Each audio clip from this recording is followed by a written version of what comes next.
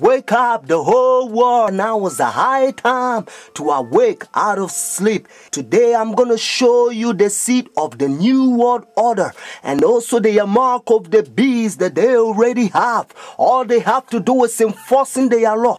The whole thing is tied with religion. That's why Revelation chapter 13 verse 17, the Bible says no one can buy or sell. Notice. It's a great honor for me. Thank you so much. Friends, I'm going to give you a little history and then I will tell you the power behind the scene, the new world order. Constantine was the one who united the church and stayed together. Notice, during dark ages, pagan Rome, when he marched them to Tiber River, they said they was baptized. So when they came to the church, there was idol statue worshippers. So when they brought their statues in Roman Catholic Church, they start naming them Christian name, Jupiter and all this thing. They call them Peter and Rosary and all this paganism that they brought to Roman Catholic Church.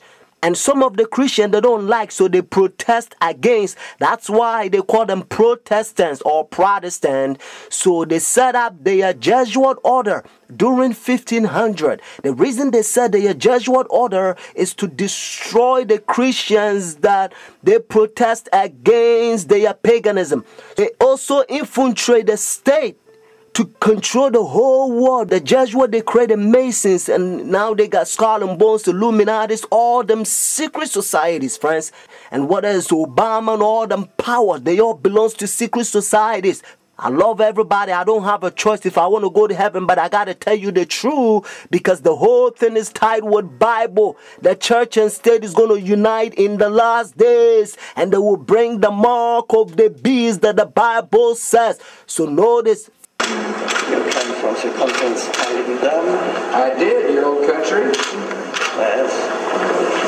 And it was successful. Successful, we have some decisions. It's not so easy with all. The Iraq War has been another foreign policy challenge, beginning with John Paul's papacy. Other foreign policy priorities for Benedict include pushing for peace in the Holy Land and decrying rising secularism in Europe. Also been quietly working to establish relations, something that was not possible during the last papacy, largely because of John Paul's role in the fall of communism in Poland. The Chinese obviously didn't want John Paul II running around China doing the same thing. Pope Benedict is not that kind of a threat to China. Most of the time, in places around the world, Vatican diplomats work outside the spotlight, where experts say they often have an advantage. Some question how much government leaders of today truly listen to what the Pope has to say. And that, observers say, is a moral authority that can't be measured by economic strength or military divisions. A moral authority Benedict hopes to draw upon when meeting with U.S. officials and speaking before the United Nations. I'm Kim Lawton in Washington. Now we can see a new world coming into view. A world in which there is a very real prospect of a new world order. Pope Benedict XVI is calling for a new world financial order. A document entitled Charity and Truth was released just hours before the G8 summit. friends, the Jesuit order, they also infiltrate every religion, especially Sunday churches.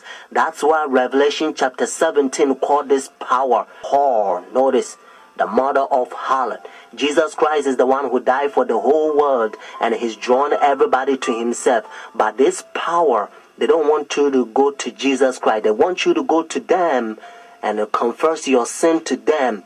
So notice what Revelation chapter 18 says. And they also infiltrate the kings, presidents. So notice, and he cried mightily with a strong voice, saying, Babylon the great is fallen, and is fallen, and is become the habitation of devils, and the whore of every foul spirit, and the cage of every unclean and hateful bird.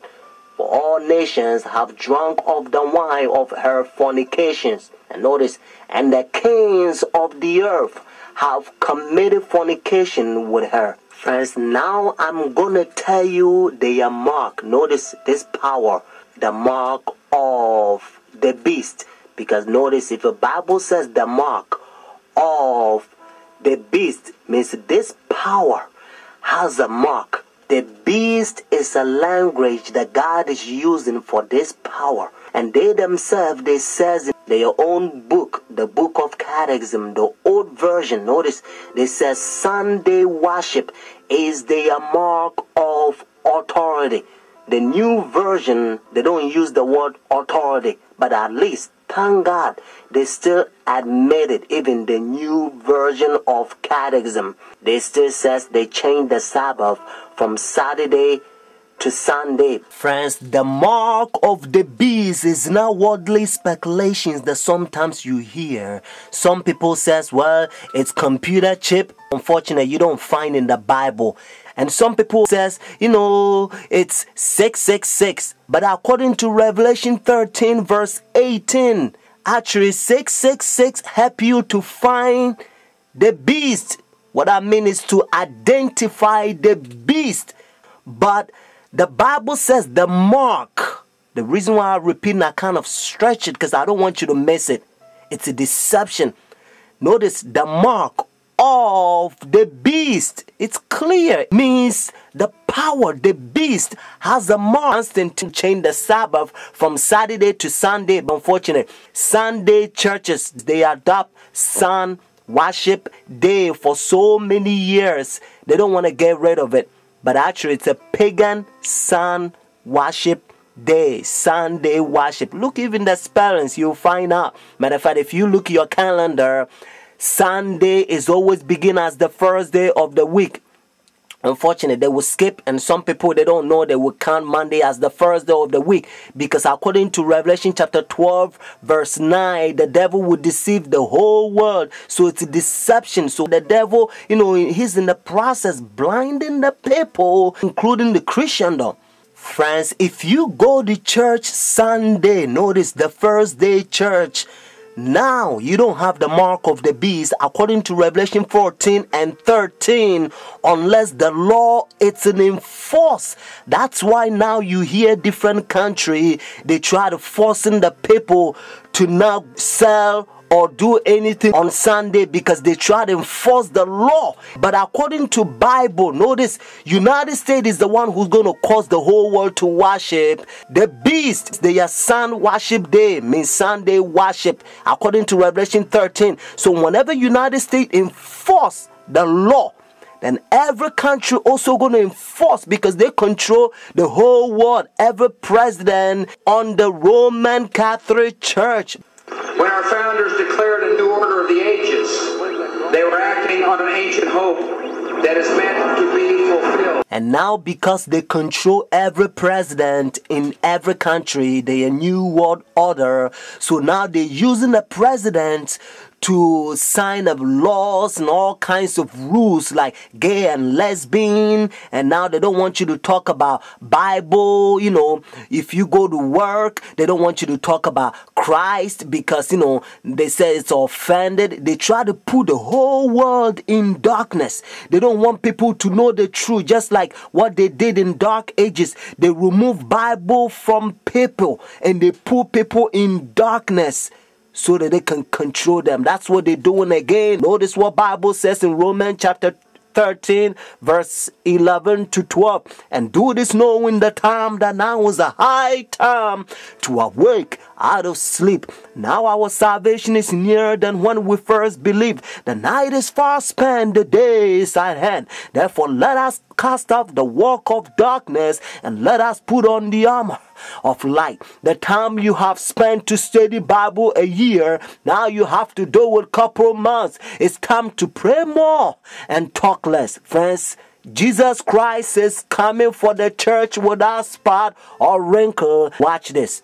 When Nazi Germany attacked Britain in 1940, Winston Churchill called on his people to defend Christian civilization.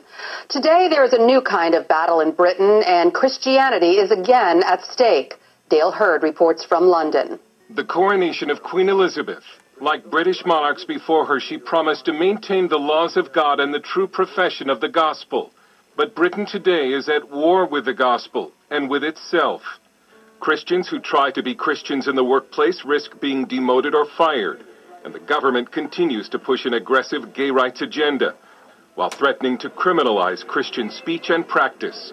Christian politician and activist George Hargraves. Yesterday, I got a letter from the Advertising Standards Authority of a complaint saying that my billboard that says Britain is a Christian country is offensive to atheists and other religions, and it incites hatred against them. What nonsense. Britain is constituted as a Christian country. Daily prayers are said in Parliament, whether atheists like it or not. The Queen is the head of the Church of England and therefore has to acknowledge God for her sovereignty over the nation. These things are written into not just our culture and our heritage, but into our Constitution. Great Britain is officially a Christian nation, and in fact at one time was the missionary base for the entire world, even sending missionaries to the new American colonies. But Britain today in practice is increasingly anti-Christian, and the cases of anti-Christian bigotry and discrimination are beginning to pile up. In response, Christian legal centers have mobilized.